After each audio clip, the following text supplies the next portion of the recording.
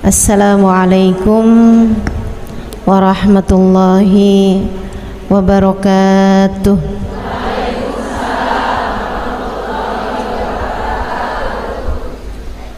Alhamdulillah, wassalatu wassalamu ala Rasulillah Muhammad ibn Abdillah wa ala alihi wa sahbihi wa man wala.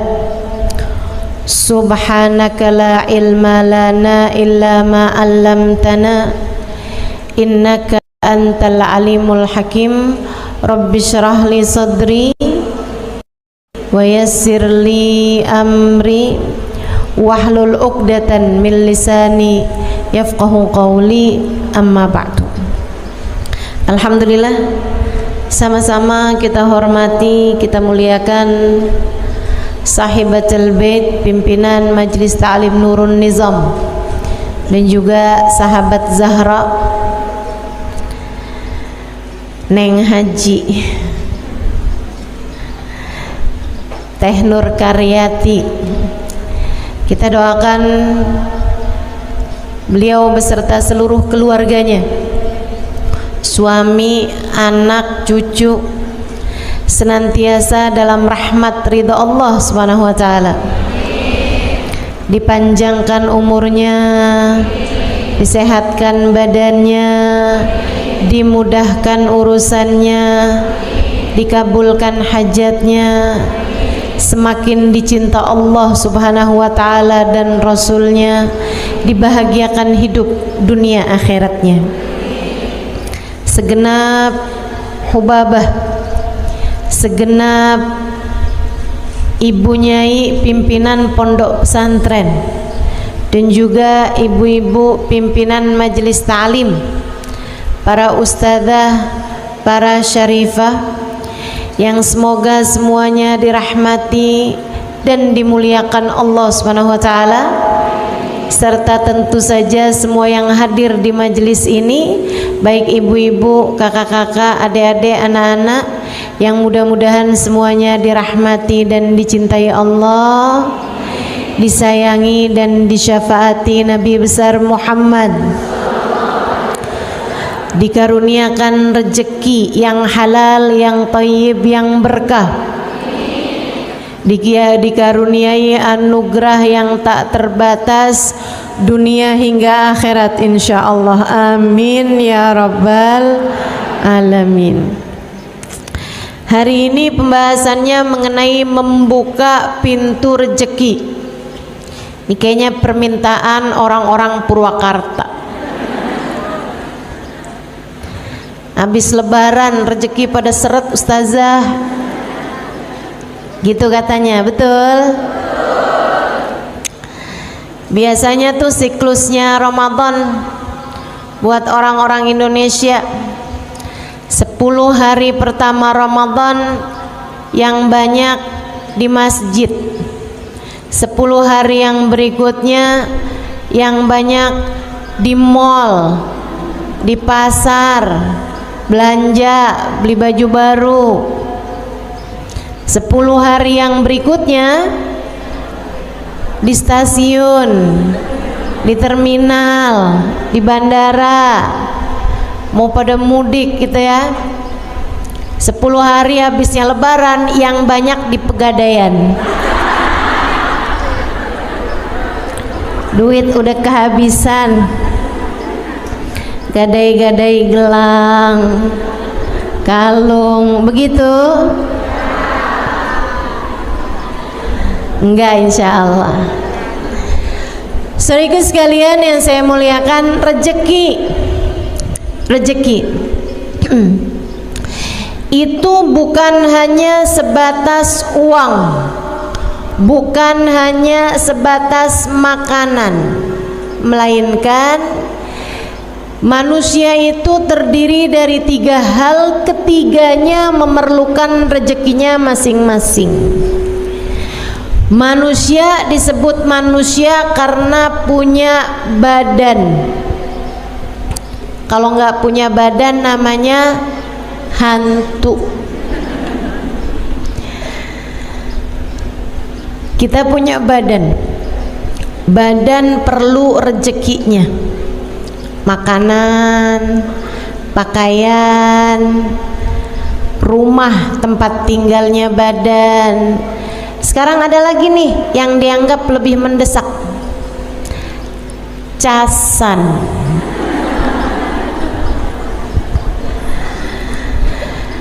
Badan perlu pakaiannya, perlu makanannya, dan itu adalah rezekinya badan kita. Tapi selain daripada badan, manusia juga punya yang namanya akal, pikiran. Ini juga perlu rezekinya. Rezekinya namanya ilmu. Perlu nih rezekinya akal kita. Saya ingat kalau saya habis bicara di Malaysia, di Singapura, selesai itu orang kalau salaman sama saya suka bilang, makasih Ustazah, Allah rezekikan saya untuk mendengarkan ilmu Ustazah. Terima kasih, Allah rizkikan saya mendengarkan ilmu Ustazah. Mereka benar-benar menganggap ilmu yang diberi itu adalah merupakan rezeki. Dan memang demikian, sebab akal perlu ilmu.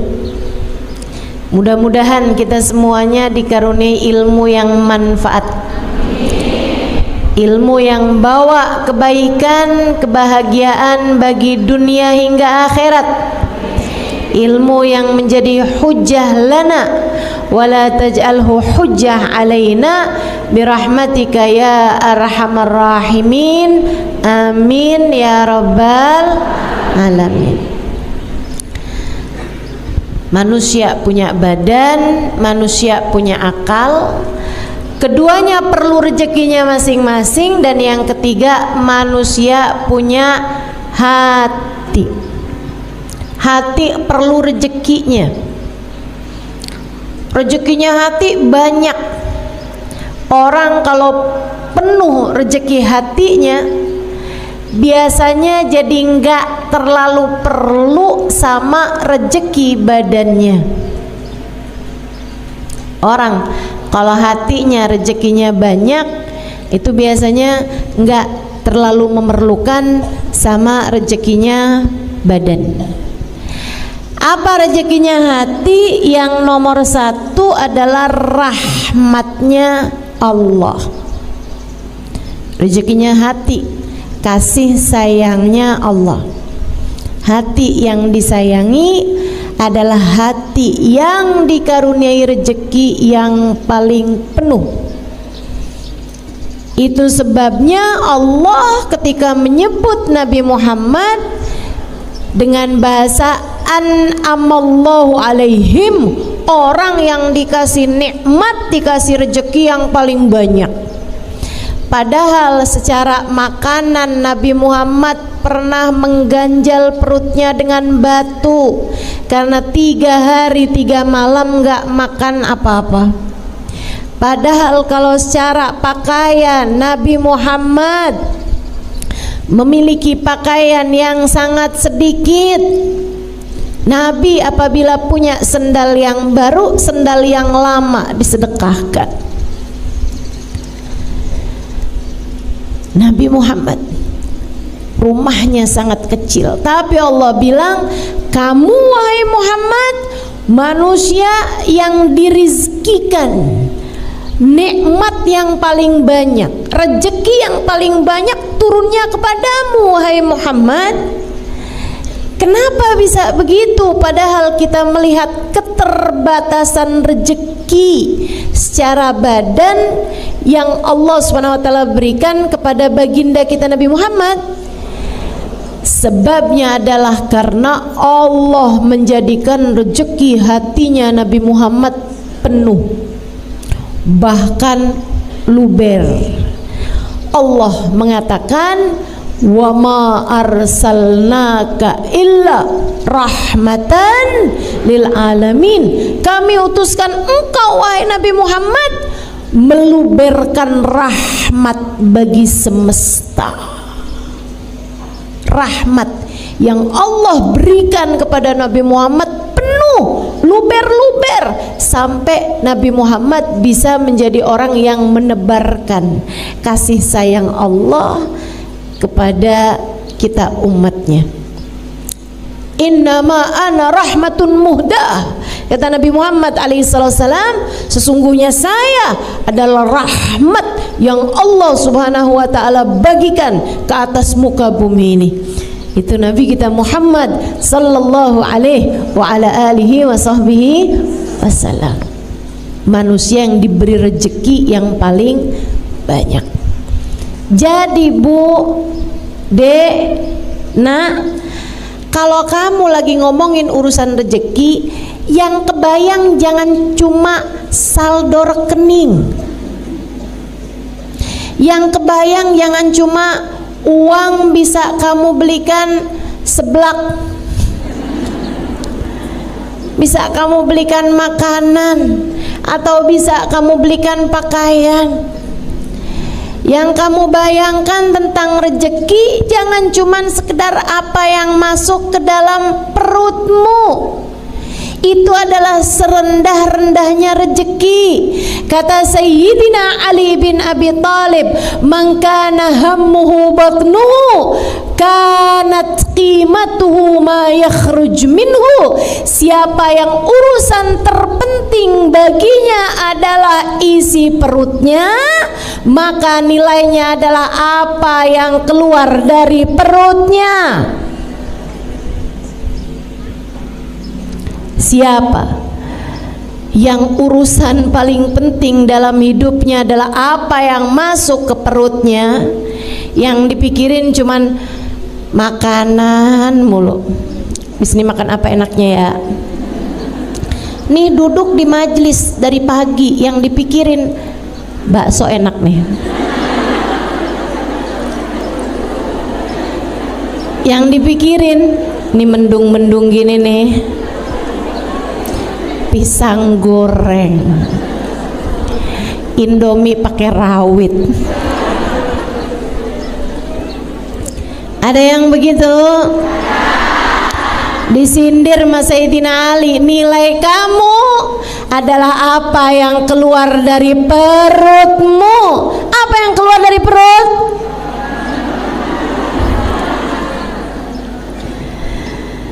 Ya Allah, rezeki bukan cuman sekedar itu Bu.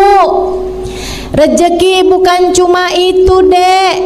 Rezeki bukan cuman sekedar makanan. Enggak gitu. Itu termasuk bagian dari rezeki, akan tetapi itu adalah serendah-rendahnya rezeki. Nah kalau minta rizki, minta tuh sekalian rizki yang besar-besar. Bahkan badan kita ini, rezeki paling besarnya bukan makanan. Mauan mana punya makanan enak-enak tapi sakit, ama sehat tapi makanannya serba sedikit atau serba terbatas. Mauan mana? Sehat tapi makan enak, katanya iya. Teman-teman seiku sekalian yang saya muliakan, kesehatan itu adalah rezeki yang lebih besar daripada rezekinya makanan gitu. Kita tuh sama Allah kalau dikasih sehat Bu, makan apa aja enak, betul? Saya dulu tidak menyadari ucapan itu sampai umur saya 40 tahun. Udah di atas umur 40 tahun nih, ya Allah, nggak boleh salah makan dikit.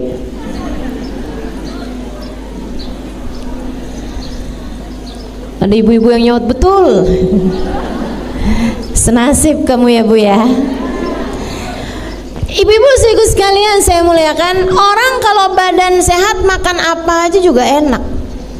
Tapi begitu badan lagi nggak sehat, begitu badan lagi nggak enak, ya Allah, ya Allah. Makanan mahal-mahal, makanan enak-enak, jadi nggak bisa dimakan. Karenanya lebih daripada sekedar rezeki berupa makanan, kamu harus minta kepada Allah Subhanahu wa taala rezeki berupa kesehatan, sebab kesehatan lebih bernilai daripada makanan. Saudaraku sekalian saya muliakan, ini rezeki nih macem-macem. Jadi bukan hanya itu. Rezeki berupa kenyamanan, rezeki berupa memiliki keluarga yang saling sayang, memiliki keluarga yang saling mendukung satu sama lain. Rezeki apa bukan rezeki? Rezeki.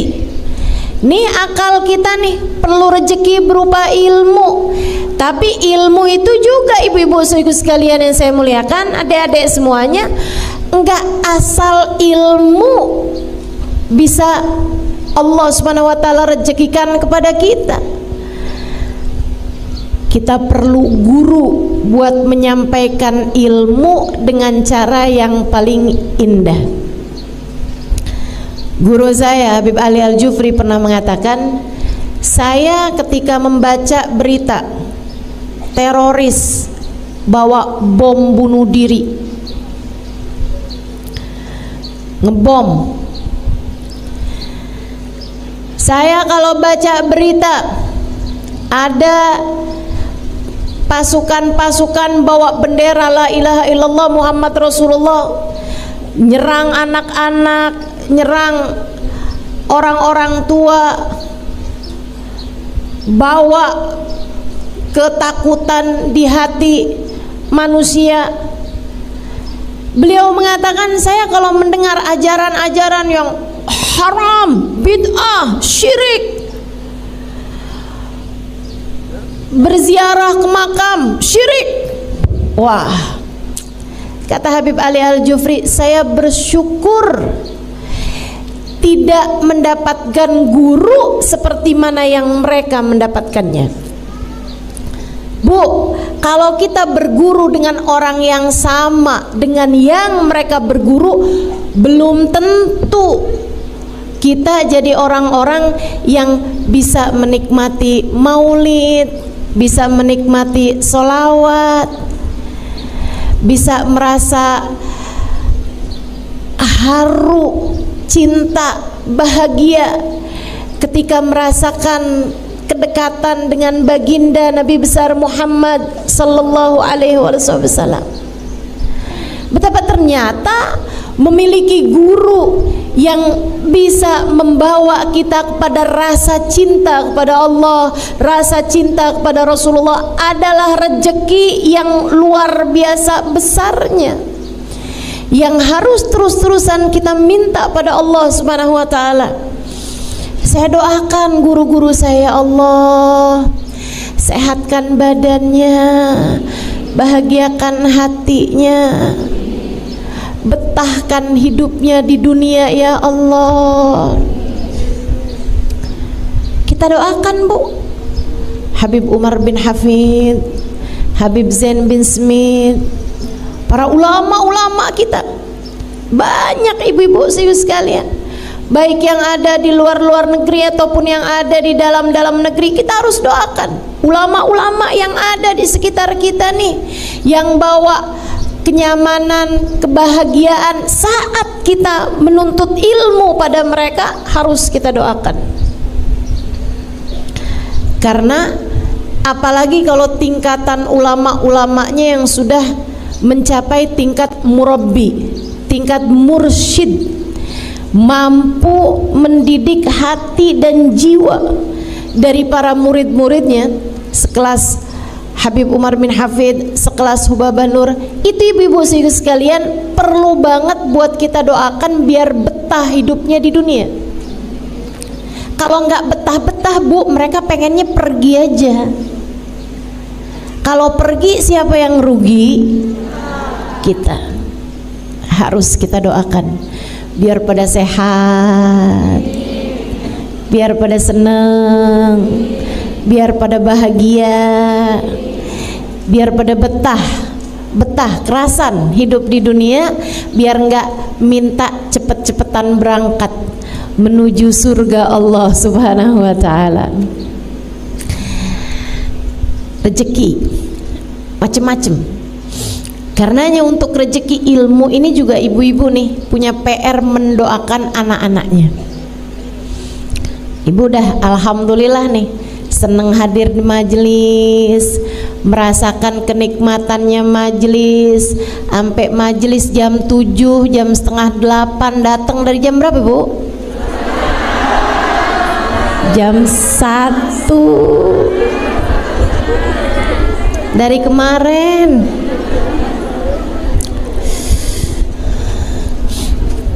Dari tanggalannya belum ganti ya.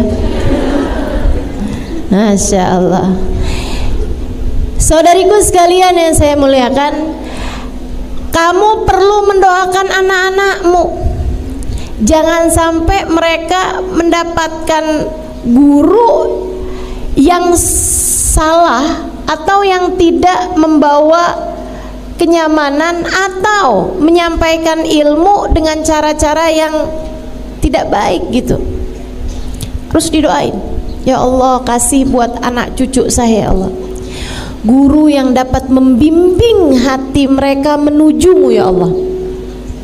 Nih dengerin bener-bener nih, kalau kamu doa jangan cuman ya Allah anak-anak saya ya Allah jangan sampai lapar,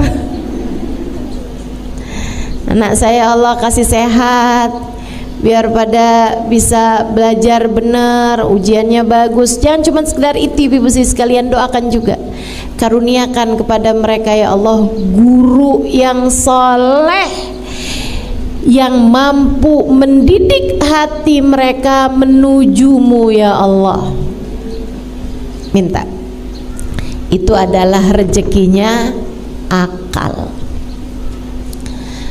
rezekinya hati.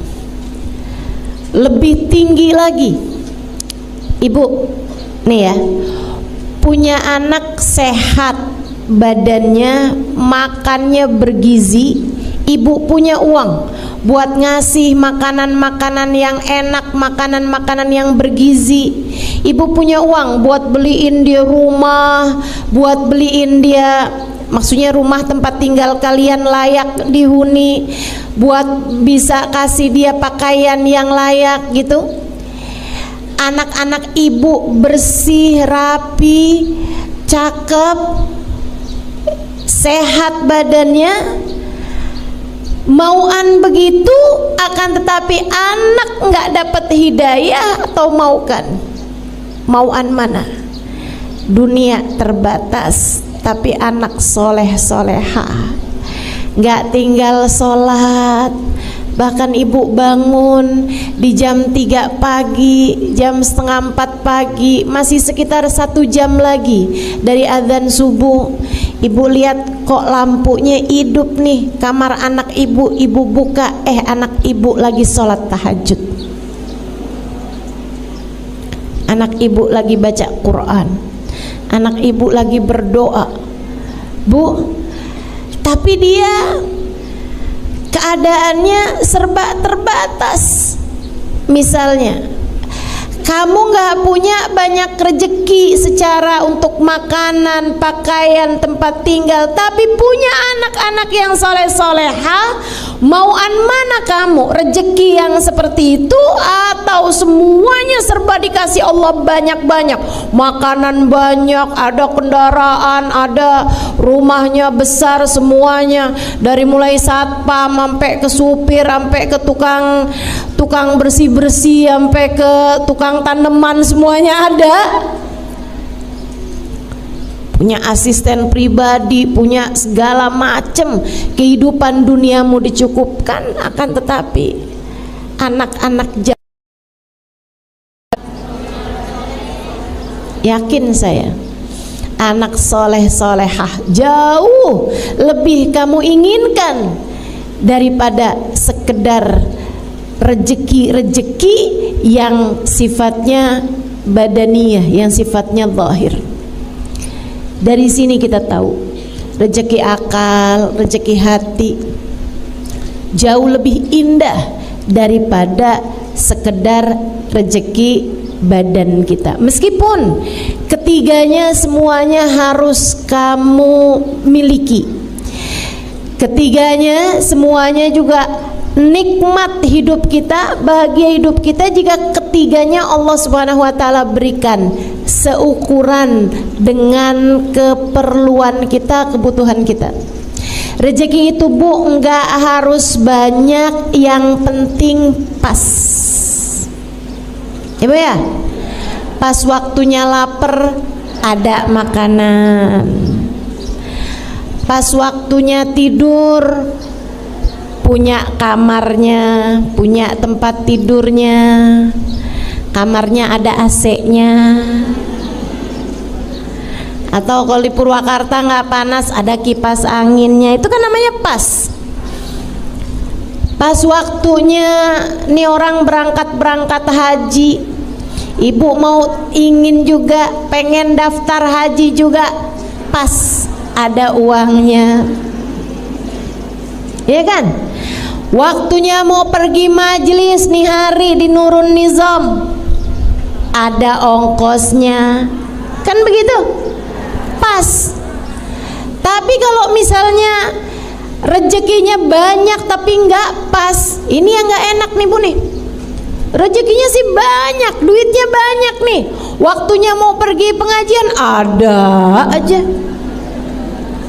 Segala udah jalan naik sepeda motor, sepedanya bannya pecah, ada aja gitu penghalang-penghalang dari mendapatkan kesenangan dan kebahagiaan. Makanya bukan itu yang kita minta. Yang kita minta itu rezeki yang pas. Itu pula yang diminta oleh baginda kita Nabi besar Muhammad sallallahu alaihi wasallam untuk rezeki keluarganya. Allahumma ja'al rizqa ali Muhammadin kafafa. Ya Allah, jadikanlah rezekinya keluarganya Muhammad adalah rezeki yang cukup. Yang diminta cukup sama Nabi, bukan berlebihan, bukan banyak, akan tetapi menenggelamkan. Karena rezeki yang penting cukup, yang penting pas. Mudah-mudahan Allah karuniakan kepada kita rezeki yang pas, rezeki yang cukup, rezeki yang jadi sebab kebahagiaan bagi hidup kita dunia hingga akhirat insyaallah. Amin ya rabbal alamin. Amin ya rabbal alamin. Rezeki itu yang enggak papa banyak, itu rezekinya hati. Sebab rezekinya hati itu kalaupun banyak, itu yang ada adalah tumpah. Kalau tumpah, maka ia bisa mengalir kepada orang-orang di sekeliling. Kamu kalau sama Allah diluberkan rahmatnya Allah subhanahu wa ta'ala ke dalam hatimu, yang ada rahmatnya Allah bakal luber. Kalau udah rahmatnya Allah luber ke dalam hatimu, anak-anakmu ikut merasakan rahmat tersebut, jadinya adem, pada soleh, hidayah, sholatnya benar, akhlaknya bagus. Bapak ibu sekalian, kalau kamu lihat, kenapa ya anak saya ini keras-keras, suami saya juga keras, ngomong gak pernah pelan, marah-marah mulu. Bu, kurang rahmat. Hati kamu kurang diturunin rahmat, hati keluargamu kurang diturunin rahmat. Kamu kurang rezeki berupa rahmatnya Allah subhanahu wa ta'ala.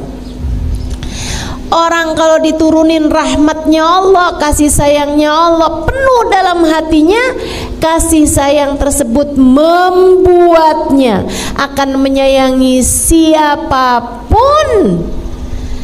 dan membuatnya tak tega menyakiti siapapun. Orang kalau besar rahmatnya Allah dalam hatinya, dia akan menyayangi siapapun dan apapun, dan akan membuatnya tak sampai hati menyakiti siapapun dan apapun. Bahkan kepada binatang sekalipun dia tak sampai hati menyakitinya. Ibu-ibu sekalian saya muliakan, Habib Ali Habsyi, penulis Maulid Simtud Durar, itu ibu, beliau mengatakan, sepanjang hidup saya di kota Sewun tidak ada orang yang bertengkar. Kenapa bisa begitu? Dari besarnya rahmat, dari besarnya rezeki berupa rahmat yang Allah Subhanahu wa taala turunkan ke dalam hatinya Habib Ali Al-Habsyi. Masya Allah, Masya Allah. Ibu liatin tuh, anak-anak ibu pada suka bertengkar apa enggak? Yang enggak salahin emaknya juga, Kenapa ya Ustazah, anak saya kalau ngomong kasar? Kamu bagaimana? Iya sih. Ya enggak salah. Kurang rahmat, kurang rahmatnya Allah Subhanahu wa taala. Ayo nih, kita perlu nih semua rezeki-rezeki nih. Gimana nih cara ngebuka rezeki-rezeki ini nih? Termasuk nih adik-adik jomblo nih. Sampai setiap majelis kalau udah waktunya doa, ya Allah jodoh ya Allah. Anaknya Pak Lurah cakep tuh ya Allah. Baik juga kelihatannya. Jodohin saya sama dia ya Allah. Kalau enggak sama dia yang mirip sama dia ya Allah. Daripada susah-susah dia aja deh ya Allah.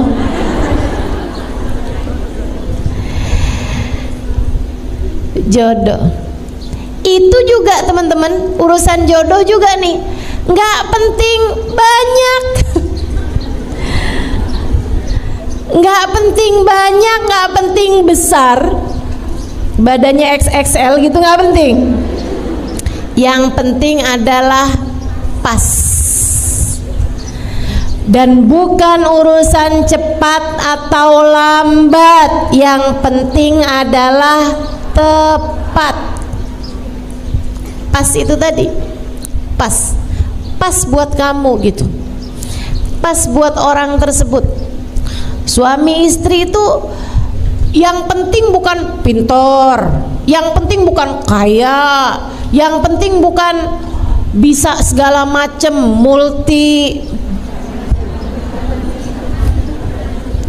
multimedia. Enggak gitu ya. Yang penting tuh bukan hal-hal yang seperti itu, akan tapi suami sama istri itu yang penting pas, tepat, klop gitu.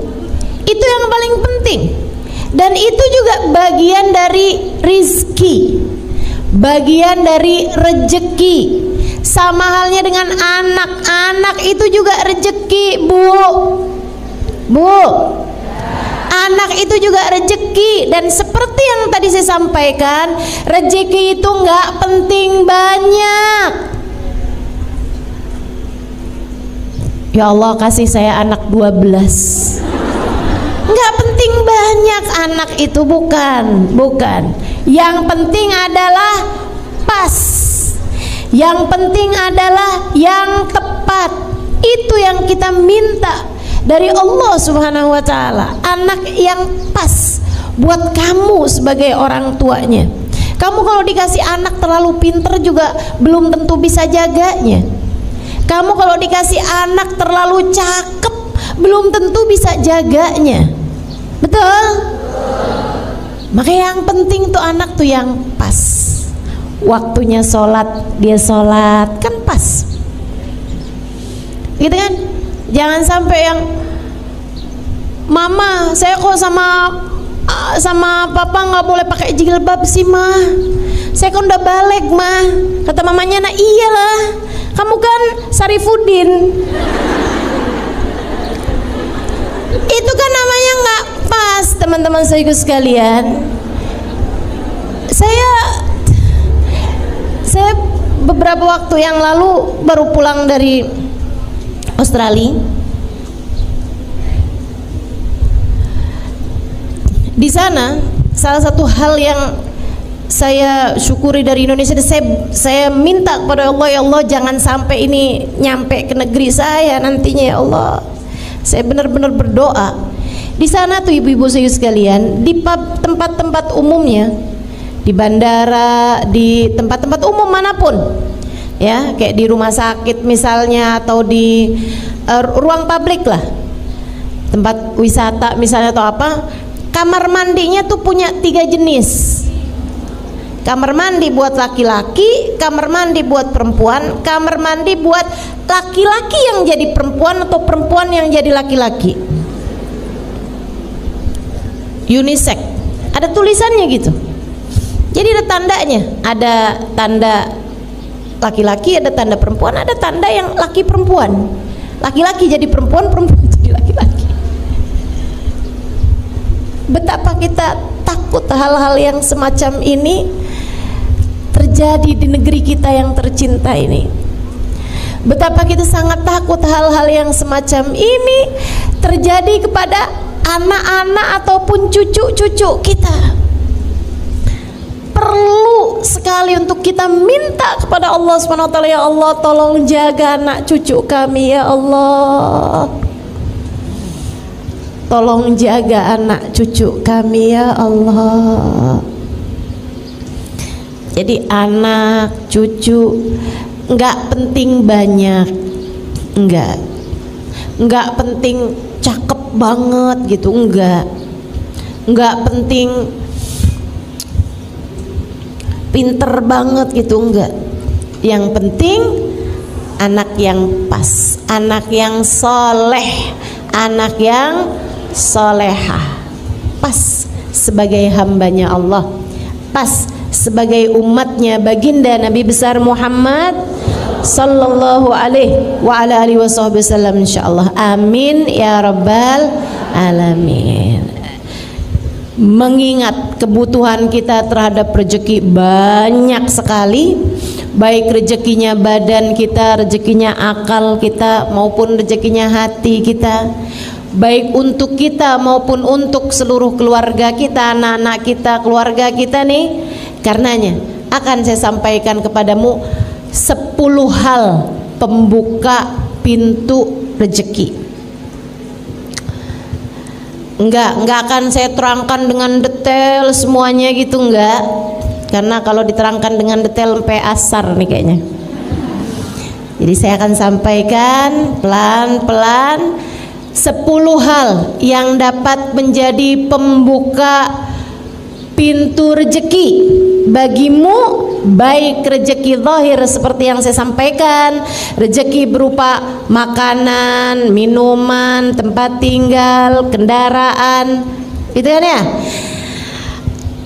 handphone, kenyamanan, apapun aja, rezeki zahir maupun rezeki batin. Seperti yang tadi saya sampaikan, ilmu, guru yang dapat membimbing kita, kajian-kajian yang menyenangkan. Kita mesti juga doakan negeri kita, mudah-mudahan senantiasa Allah Subhanahu wa taala tetapkan keadaannya menjadi negara yang bebas ngaji dimanapun dan kapanpun. Alhamdulillah. Kita minta sama Allah Subhanahu wa taala, tetapkanlah rezeki yang ini ya Allah, tetapkanlah rezeki yang ini. Karena saya banyak jalan kemana-mana ibu-ibu sekalian, bukan mudah untuk sebuah negara memperkenankan rakyatnya untuk mengadakan kajian-kajian secara umum seperti kita ini. Susah. Saya kalau mau ngisi di Singapura 6 bulan sebelumnya mesti tanda tangan banyak banget, karena dimintakan perizinan kepada negaranya. Untuk bikin satu acara itu dimintakan kertas yang sangat banyak sekali, harus ditandatangani secara langsung oleh pihak yang akan membuat acara tersebut atau mengisi acara tersebut. Bukan mudah. Itu pun juga nggak bisa pakai sarana-sarana umum seperti kita semacam ini gitu ya. Maksudnya nggak orang duduk sampai di jalan-jalanan, itu Nggak bisa tuh mereka tuh harus ngadainnya di tempat yang memang kayak gedung atau tempat-tempat pertemuan atau sekurangnya masjid gitu kan. Itu yang diperkenankan gitu. Sangat sulit sekali kalau ibu pergi ke negara-negara, bahkan kayak negara-negara Saudi Arabia, Abu Dhabi gitu ya, Uni Emirat Arab, juga bukan mudah untuk mengadakan kajian-kajian umum semacam ini. Salah satu dari yang dimudahkan membuat kajian-kajian umum besar-besar semacam ini selain Indonesia, yang saya lihat adalah Hadramaut, Yaman. Di sana juga sama nih kayak begini nih, Habib Umar bikin majelis di pasar, Habib Umar bikin kajian-kajian di mana-mana saja tempat, dan bahkan masjid-masjid mereka mengadakan hataman Al-Quran sampai ke jalan-jalanan, semuanya penuh orang, pemandangan yang luar biasa indahnya. Mudah-mudahan Allah SWT tetapkan negeri ini dan juga negeri Hadramaut ditetapkan kenikmatan-kenikmatannya, dan negara-negara yang lain juga insya Allah. Mudah-mudahan Allah SWT karuniakan kenikmatan semacam kenikmatan yang Allah berikan kepada negeri kita ini insya Allah, amin ya rabbal alamin. Juga rezeki hati, semua hal yang akan saya sampaikan ke 10-10-nya ini membuka pintu rezeki zahir dan batin. Yang pertama, kalau kamu pengen rezekimu terbuka, hal pertama yang harus kamu lakukan adalah taat sama perintah Allah, jauhi dosa. Karena rezeki itu adalah sesuatu yang Allah Subhanahu wa taala berikan dan kamu inginkan. Bagaimana mungkin Allah memberi kepadamu apa yang kamu mau jika kamu tidak melaksanakan apa yang Allah mau? Kerjain dulu yang Allah mau, kamu akan diberi apa yang kamu mau. Taat. Nomor 1, kerjakan perintah Allah, jauhi larangan Allah. Sampai-sampai katanya Sayyidina Fudail bin Iyad, kalau saya tidak salah ingat, salah satu dari ulama-ulama kita, idza hassait kaslan fil jasad, kalau kamu ngerasa badanmu lemah, males gitu, lemah badan kamu, dhofan fi jasadi, kalau kamu ngerasa badan kamu lemah, kayak nggak punya kekuatan gitu buat ibadah, buat ngerjain macam-macam hal. Kalau kamu ngerasain badan kamu lemah, kalau kamu ngerasain rezeki kamu tersendat, coba ingat-ingat dosa apa yang sudah kamu kerjakan. Innal dzunub, sungguhnya dosa-dosa memberatkan punggungmu untuk dapat memaksimalkan potensi yang Allah Subhanahu wa taala berikan kepadamu.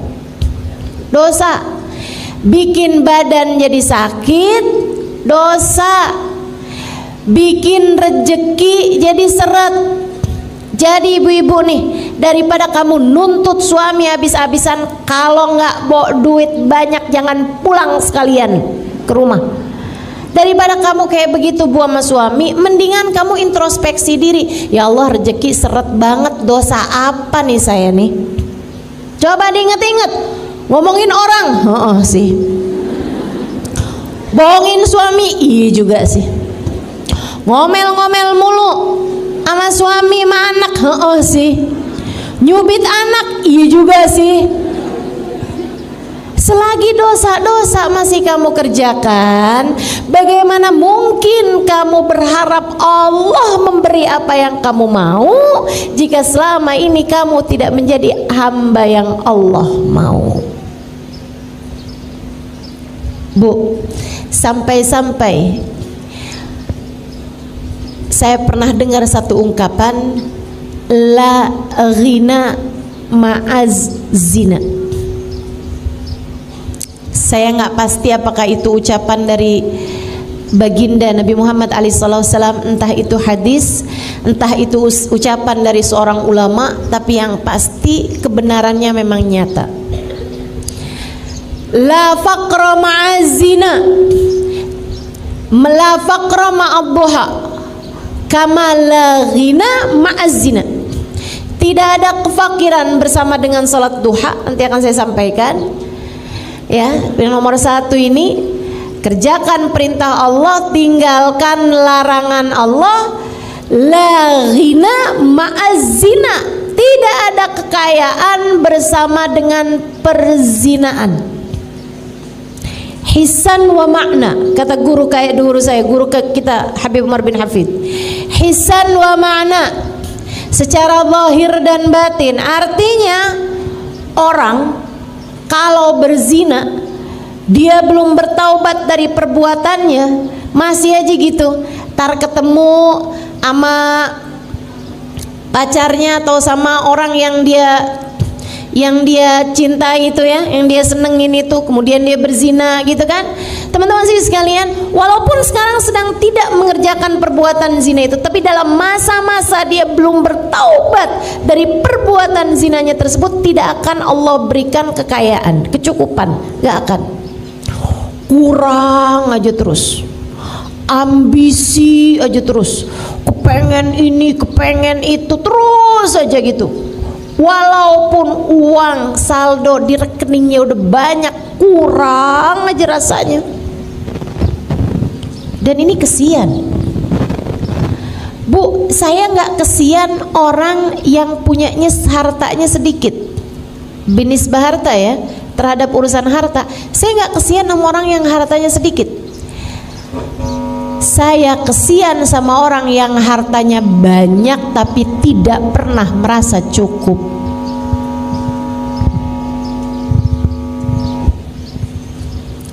Saya kesian sama orang yang hartanya banyak tapi tidak pernah merasa cukup.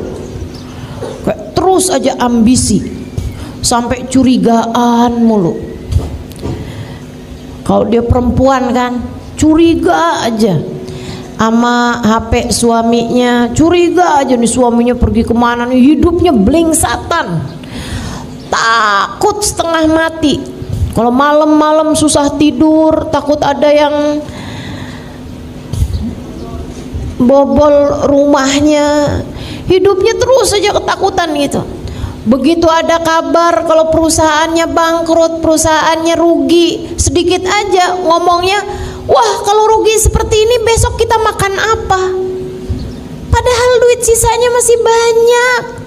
Ibu-ibu sekalian, saya ngerasa berbahagia tinggal di Indonesia, di mana orang-orangnya tuh bisa loh, dia ngojek tapi kredit motor.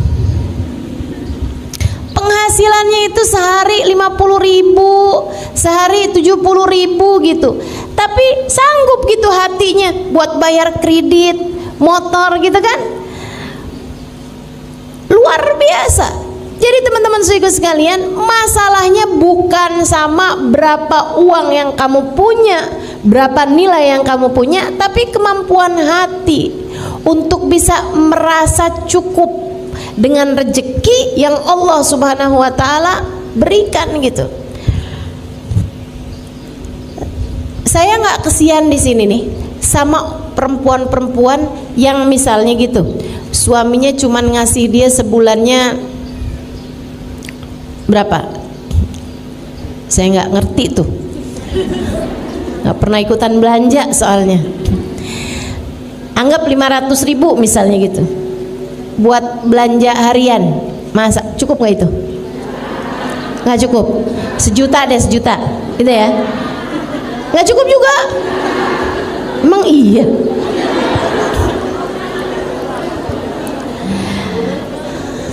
Sebulan nggak cukup. Oke. 3 juta cukup. Oke. Ya, saya nggak kesian misalnya nih cukupnya nih 3 juta, tapi dia sama suaminya dikasih sebulan 2 juta buat belanja hari-harian gitu, buat masak hari-harian. Saya nggak kesian sama orang yang seperti itu. Yang saya kesianin adalah perempuan-perempuan yang suaminya udah ngasih setiap bulannya 10 juta, tapi mukanya nggak ada senyum-senyumnya kecuali tanggal muda.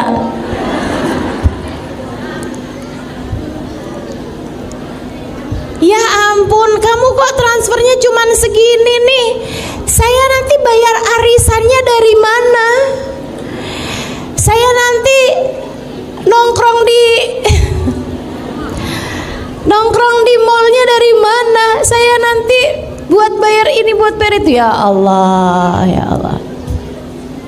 Jadi teman-teman saya sekalian, tuh dia tuh masalahnya ya. Orang kalau nauzubillah berbuat perzinaan dan dia belum bertaubat dari perzinaannya, itu walaupun dikasih seberapa, hatinya nggak akan pernah merasa cukup.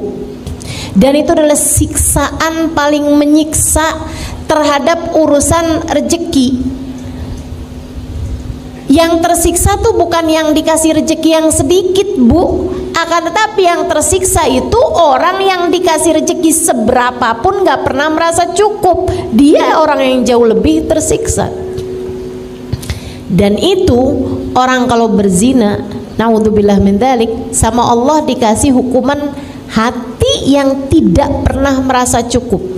Itu namanya hissi. Itu namanya sesuatu yang maknawi, sesuatu yang secara batinnya. Sementara zahirnya juga, guru saya Al-Habib Umar bin Hafid mengatakan, orang kalau berzina belum bertaubat dari perbuatan zinanya, dalam masa-masa perzinahan tersebut pasti sama Allah dikasih waktu di mana dia kelaparan, pengen makan, kehausan, pengen minum. Nggak ada yang bisa memberikannya pada saat itu. Nggak dia punya saat itu sampai dia harus menengadahkan tangannya meminta kepada orang lain, walaupun sebanyak apapun uangnya. La ghina ma'az zina. Tidak ada kekayaan, kecukupan bersama dengan perzinaan. Mudah-mudahan Allah jauhkan kita dari dosa zina dan dosa apapun yang menjauhkan kita dari rahmatnya Allah Subhanahu wa taala, insyaallah. Amin ya rabbal alamin. Adik-adik saudara sekalian saya muliakan, ini saya sampaikan kepada adik-adik nih, Dek. Jangan mau memberikan sesuatu yang sangat berharga dari dirimu, yaitu nilai harga dirimu itu, Dek. Jangan mau kamu menyerahkannya kepada laki-laki manapun di luar bingkai pernikahan dengan atas nama cinta. Cinta nggak bikin kamu jauh dari Allah. Cinta yang benar nggak bakal bikin kamu jauh dari Allah. Dan laki-laki yang sungguh mencintaimu pasti akan menjagamu. Dengarkan ucapan saya. Laki-laki yang mencintaimu pasti akan menjagamu. Tak akan membiarkanmu bersama dengan dirinya terjerumus di dalam lubang-lubang dosa, dalam lembah-lembah nista. Adik-adikku saudaraku sekalian, Sayyidil Habib Umar bin Hafid menyampaikan, orang tuh kalau masuk surga semuanya akan membusungkan dada ila ashabuz zina, kecuali pelaku zina. Andai Allah sudah menghapuskan dosa-dosanya dengan dia berada di dalam neraka karena dia matinya bawa iman, misalnya nih umat Nabi Muhammad ngerjain zina, dia dimasukkan ke dalam api neraka untuk waktu yang cukup lama sampai kemudian udah waktunya dia masuk ke dalam surga, karena bagaimanapun dia matinya membawa iman, dia akan menjadi orang yang masuk surga dengan menundukkan kepala. Malu di surga aja malu. Kalau masuk surga pun pelaku zina akan masuk surga dalam keadaan menundukkan kepala karena malu. Jangan biarkan dirimu terjebak dalam jurang nista yang semacam itu. Ini pesan dari orang tua. Saya adalah orang tua bagimu. Dek, dengarkan saya. Nggak ampe segitunya sayang sama orang, ampe kamu mau-maunya memberikan hal yang paling berharga dalam dirimu itu. Nilaimu nak, nilaimu dek, ada pada kehormatanmu. Jangan biarkan ia terinjak-injak oleh bisikan-bisikan setan dalam dirimu itu. Jauhi zina, jauhi apapun yang mendekatkanmu kepada zina. Jauhi, tidak akan membawamu kepada kebahagiaan, kesenangan, rezeki yang melimpah. Enggak. Tidak akan membawamu kepada kebahagiaan rasa dicinta. Enggak. Ia hanya akan membawamu kepada penyesalan demi penyesalan di depan matamu. Dunia, sebelum kamu menyesal di akhirat nanti dengan sedalam-dalamnya penyesalan, saya menyampaikan kepadamu hal ini atas nama cinta anak-anakku. Jaga kehormatanmu nak, jaga kehormatanmu.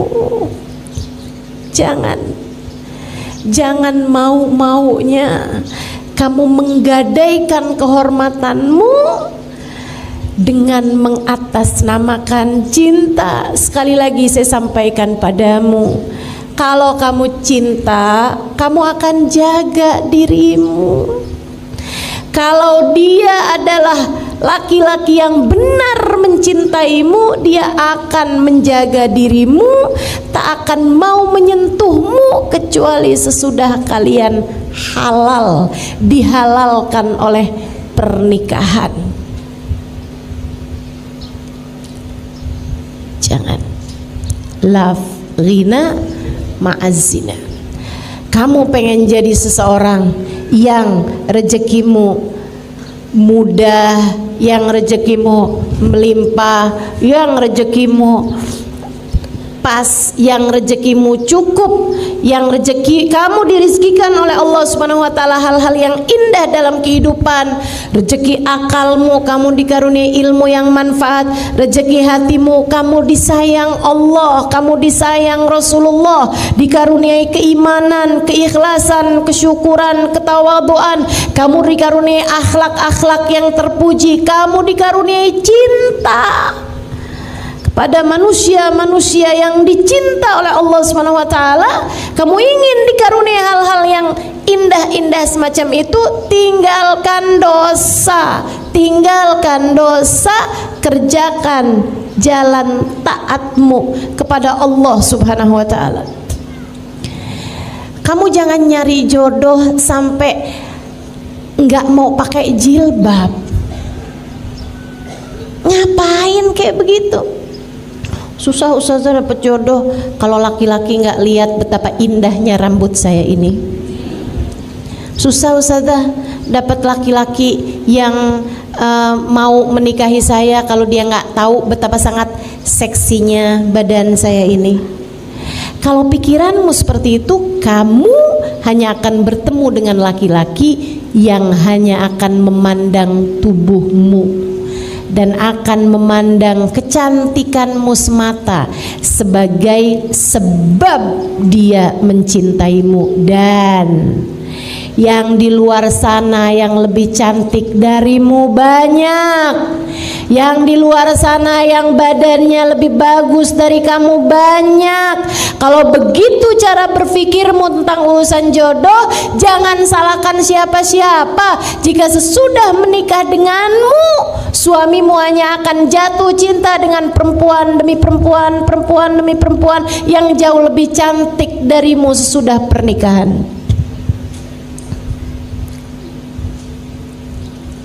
Naikkan nilaimu dengan menaikkan taatmu di sisi Allah. Percaya saya, kamu menjadi apa yang Allah mau, Allah akan beri apa yang kamu mau. Jadilah hamba yang Allah mau, Allah akan menjadi seindah-indah Tuhan sesuai dengan apa yang kamu mau. Allah akan beri padamu apapun yang kamu inginkan. Teman-teman saudaraku sekalian, Allah menyampaikan dalam hadis qudsinya, innama ana alladhi idza qultu li syai'in kun fayakun sa'aj'al man ahbabtuhu idza qala li syai'in kun fayakun.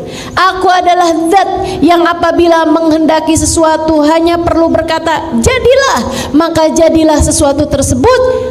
Aku akan menjadikan hamba-hamba yang aku cintai apabila menghendaki sesuatu hanya perlu berkata jadilah, maka jadilah sesuatu tersebut. Kalau kamu dicinta, kamu akan diberi sesuai dengan yang kamu inginkan. Jalan pertama untuk membuka pintu rezekimu adalah dengan taat dan jauhi dosa. Insya Allah. Yang kedua, ibu-ibu sekalian saya muliakan, nih, kalau kamu kepengen wangi, kamu mesti deket sama orang yang tukang jual minyak wangi, atau sekurangnya kamu mesti deket sama orang yang wangi-wangi biar kamu bisa dikasih minyak wangi, kan gitu ya? Ya kan? Itu sesuatu yang niscaya, teman-teman. Kalau kamu pengen pinter, kamu harus deketi orang yang pinter-pinter. Kalau kamu pengen solehah, kamu mesti deketi orang-orang yang solehah-solehah. Karenanya kalau kamu kepengen menjadi seseorang yang diberi nikmat rezeki sama Allah Subhanahu wa taala yang sesuai dengan apa yang kamu inginkan, rezeki zahir, rezeki batin, semuanya nih dikasih sama Allah Subhanahu wa taala, maka kamu mesti dekat sama orang-orang yang memang telah diberi nikmat sama Allah paling banyak. Siapa mereka? Allah sebutkan dalam Al-Quran. A'udzubillahi minasyaitonirrajim. Man yuti'illaha war rasul faulaika ma'alladina an'amallahu alaihim minan nabiyyina was siddiqina was syuhada was salihin wa hasuna ulaika rafiqa dzalikal fadlu minallah wa kafa billahi alima. Kata Allah, siapa yang taat kepada Allah dan Rasulnya, mereka akan dikumpulkan di akhirat nanti bersama dengan orang-orang yang dirizkikan paling banyak sama Allah, yang dikasih kenikmatan paling melimpah ruah dari Allah SWT, yang dikaruniai rezeki-rezeki badan yang paling pas, yang paling cukup, rezeki akal yang paling, ilmu yang paling bermanfaat, rezeki hati yang paling melimpah ruah. Siapa mereka? Allah sebutkan, minan nabiyyin, para nabi-nabinya Allah, wasiddiqin, para wali-walinya Allah, wasyuhada, para pejuang di jalan Allah, para ulama, para pejuang di jalan Allah Subhanahu wa taala, wasalihin, orang-orang soleh. Maka yang nomor 2 dari pembuka pintu rezeki adalah cintai para nabi, para wali, para ulama dan orang-orang soleh. Cintai mereka. Yang mencintainya membawamu kepada kedekatan dengan Allah Subhanahu wa taala. Karena Bu, saya kasih tahu, rezekimu itu hanya perlu kamu jemput.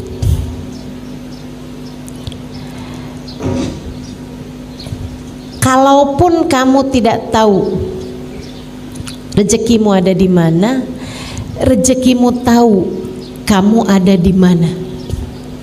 Ia akan sampai kepadamu mau tak mau. Masalahnya di mana alamat rezeki? Sumber rezeki itu di mana? Sumber rezeki ada pada Allah Subhanahu wa ta'ala yang telah menamakan dirinya Huwar-Razzaq Dzul Quwwatil Matin. Dialah Allah satu-satunya sang pemberi rizki, dialah pemilik kekuatan tertinggi. Kamu pengen rezekimu seperti yang kamu inginkan, maka dekatilah orang-orang yang memang telah dekat dengan Allah Subhanahu wa ta'ala. Cintai Nabi Muhammad. Cintai Nabi Muhammad. Orang yang di hatinya nggak punya rasa cinta kepada Nabi Muhammad dari umat Nabi Muhammad, andai pun rezeki badannya sama Allah diberikan kecukupan sekalipun, rezeki yang di dalam sini nggak akan pernah diberi oleh Allah Subhanahu wa ta'ala. Karenanya pengen anak-anakmu hidayah, soleh, baik, benar. Pengen kamu disayang sama suamimu, dicintai sama suamimu, suamimu cintanya sama yang halal-halal, kamu pun juga begitu. Kamu kepengen agar hatimu tidak diberi rasa cinta kepada yang tidak dihalalkan oleh Allah Subhanahu wa ta'ala bagimu. Cintai orang-orang yang dekat dengan Allah Subhanahu wa ta'ala. Cintai Nabimu Muhammad sallallahu alaihi wasallam. Orang kalau di hatinya ada cinta kepada Nabi Muhammad, Allah nggak bakalan tega ngasih dia kesusahan dalam hidup. Bu, ama orang yang sayang sama anak kamu, misalnya orang kaya, orang mampu gitu ya, kamu punya uang banyak gitu kan, terus kamu pergi ke sekolah anak-anakmu atau anak-anakmu pulang bawa teman-temannya, terus kamu lihat di antara teman-temannya tuh ada anak-anak yang sayang banget sama anak kamu gitu, sayang banget sama anak kamu, dia berusaha untuk melakukan apapun yang dimauin sama anak kamu gitu, seneng banget dia. Ibu-ibu, saudariku sekalian yang saya muliakan, kalau kamu hari itu masak, kalau hari itu kamu beliin makanan buat mereka, kalau hari itu kamu nyenengin, ajak jalan-jalan, kira-kira nih di antara anak-anak temen-temennya anak-anak kamu itu, di antara temen-temennya anak kamu, siapa yang akan kamu ajak? Yang suka ngusilin anak kamu atau yang sayang sama anak kamu? Yang sayang sama anak kamu. Kenapa begitu? Ini ada anak nih usil nih, nggak seneng sama anak kita, bahkan benci sama anak kita, nggak bakalan kita ajak. Kalau yang seneng-seneng nggak bakalan kita ajak, kan begitu? Oh, kita mau nyenengin anak kita, kita ajakin temen-temennya yang sayang sama dia, yang cinta sama dia. Yang benci, sana, kamu bukan jatahnya nih. Yang ini nih menyenangkan banget sekali nih, bukan jatah kamu nih. Oh kamu enggak, kamu suka ngusilin anak saya. Oh kamu, anak saya minta apaan kamu nggak kasih. Salah. Tapi yang sayang sama anak kita, yang suka ngasih sama anak kita, yang suka perhatian sama anak kita, yang cinta sama anak kita, kita ajakin, kita kasih makan yang enak, kita senengin anak-anak tersebut, anak kita. Kenapa begitu? Karena kita sayang sama anak kita, maka kita akan menyayangi siapapun yang sayang sama anak kita. Pun demikian dengan Allah Subhanahu wa ta'ala. Allah tidak pernah mencintai siapapun lebih daripada cintanya kepada Nabi Muhammad. Allah tidak pernah mencintai siapapun lebih daripada cintanya kepada Nabi Muhammad.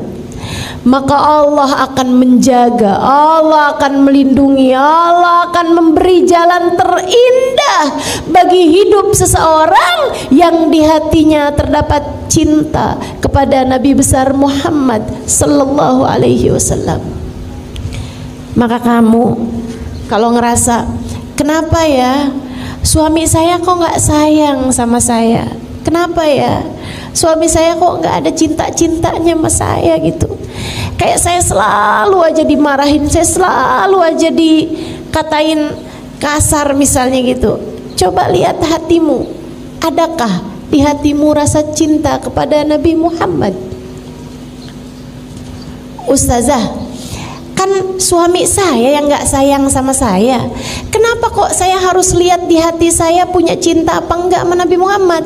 Karena Bu, hati suamimu berada dalam genggaman Allah yang tak pernah mencintai makhluk siapapun lebih daripada cintanya kepada Nabi Muhammad. Ketika Allah lihat di hatimu punya rasa cinta kepada Nabi Muhammad, Allah akan mencintaimu dan Allah akan menjadikan hati orang-orang yang berpengaruh padamu mencintaimu juga. Allah akan bikin